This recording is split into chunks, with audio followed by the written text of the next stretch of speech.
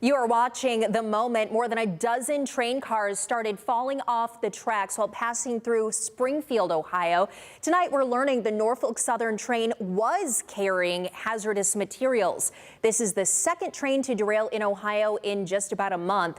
Today, the Federal Railroad Administration told Ohio Senator Sherrod Brown the train had hazmat materials on board. It was first reported over the weekend it did not. Of the train's 200 cars, 28 went off the tracks. Governor Mike DeWine says President Joe Biden called him over the weekend to offer federal help. First of all, safety is our number one priority. With this derailment, just like every other derailment, we do a full investigation.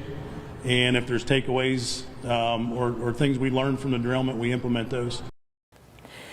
The cause of the derailment is under investigation. More than 200 miles away in East Palestine, crews are still cleaning up contaminated soil from last month's derailment there. Today, Norfolk Southern announced a plan to improve safety on its rail lines, including installing dozens of temperature detectors along the tracks that can provide real-time warnings to train crews.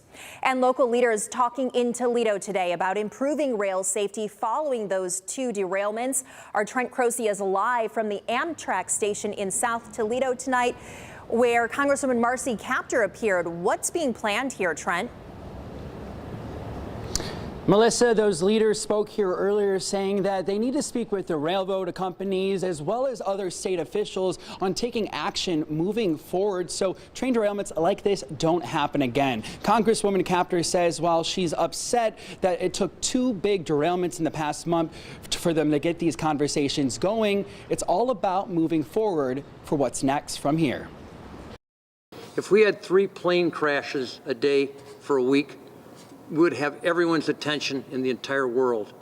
And it's time that we stop looking the other way on these kind of things and start developing real strategies to combat it. Strategies Sandusky Mayor Dick Brady says could have drastically changed the course of today after 20 train cars derailed in his city in October. That's still being cleaned up. And since then, there have been 4 derailments in Ohio, including the most recent in East Palestine and Springfield. Brady says communication is first. The second part has to be technology. In the age that we're living in, I can't believe the technology can't provide a better buffer for us as far as overheating on wheel bearings.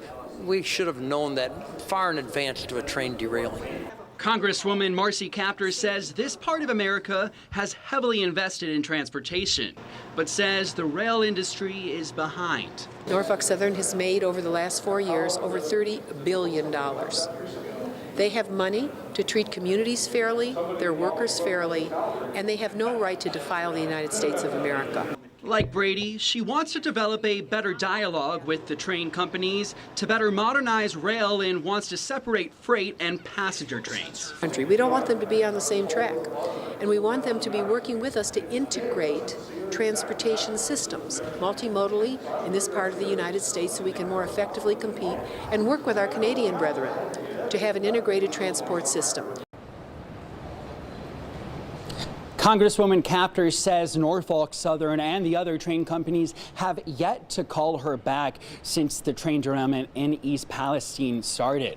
She's also, however, been working with J.D. Vance and Senator Sherrod Brown on the Railway Safety Act of 2023, which will improve safety conditions and will be introduced Wednesday. Reporting in South Toledo, Trent Croce, WTOL 11.